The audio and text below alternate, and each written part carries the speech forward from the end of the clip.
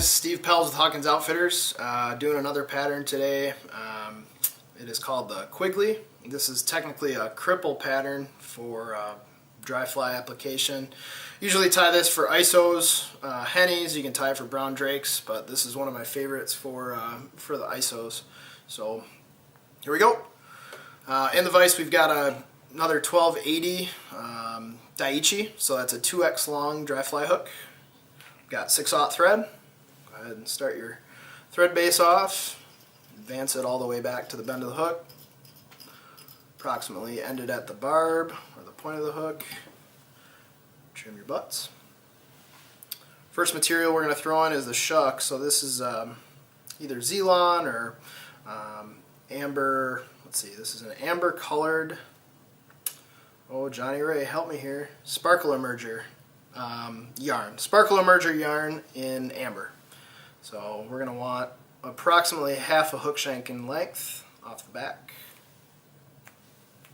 And tie that in. I'll usually trim the sparkle yarn for a tie-in point, so I won't have a bunch of bulk on the body. So we're going to want a nice clean transition back here. We're not going to add any additional bulk. And that shuck might be a touch long, so I'll trim that just a touch. Next material is going to be moose mane for the tail, and for this we'll probably want about 4 fibers, maybe 4 or 5, somewhere in that range. Clean out the underfur and throw it in your stacker. Give it a couple whacks. And for the ISO version, I usually like to do a little bit of a extra long tail, so this is probably a hook shank length and 1/4 long. I'm getting a little specific here. And then again, trim your butts and nice clean tie-in point. We're going to lash that down. Make sure we've got a little bit of a flare on that moose mane. Then advance your thread about 3/4 of the way up the hook shank. And we're going to build our body here. We got gray deer hair, high quality gray deer hair. And for a size 10 on this Daiichi 1280, once you clean your underfur, we want about half of a pencil diameter of gray deer hair. Make sure those tips are stacked.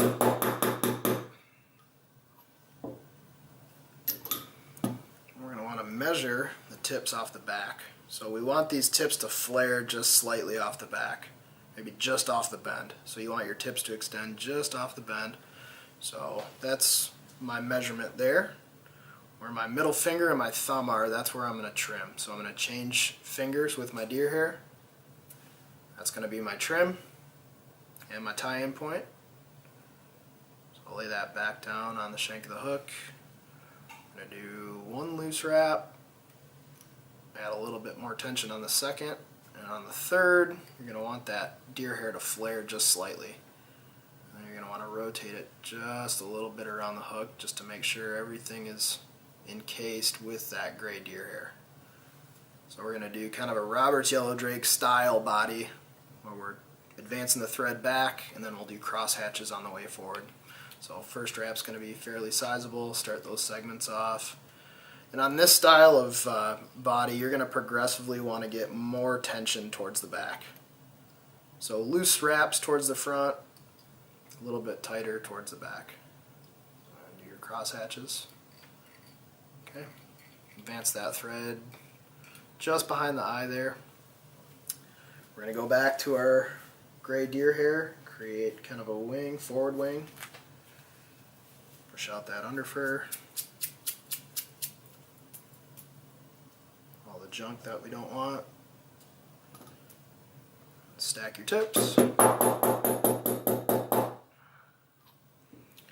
Yeah, and this would be a good spot just to kind of measure the wing. So we probably want approximately hook shank in length for the wing here. And what I do, I will not trim the butts on this step. So I'll do 1 loose wrap, fairly loose, second wrap, fairly loose third, and then actually start bringing that thread towards the rear of the hook, almost where you tied in your body fibers. And then we're going to trim the butts here. A little cover up thread there. Okay. Next step, I'm going to do a medium done hackle. Tie that in.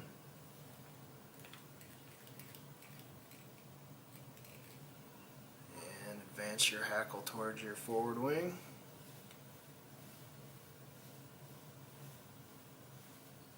About 8 solid wraps of medium done hackle. Tie that off just behind the forward wing. Okay. Pull that forward wing back a bit and build up a little bit of a thread base, a little bit of a head.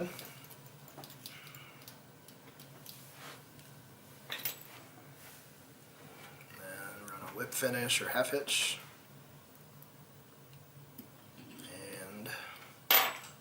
Almost there. Trim your hackle. 2 optional steps. The fly's ready to fish right now, but 2 optional steps. If you want to make this ride a little bit lower in the water, more of an emerger than a cripple, trim the hackle on the bottom. And then one other additional step that I'll sometimes do if the fish are super tough, I will actually take my thumb, throw it in the middle of the shank, and give it a good bend, just like that. So it's really cripple. And that's the Quigley Cripple.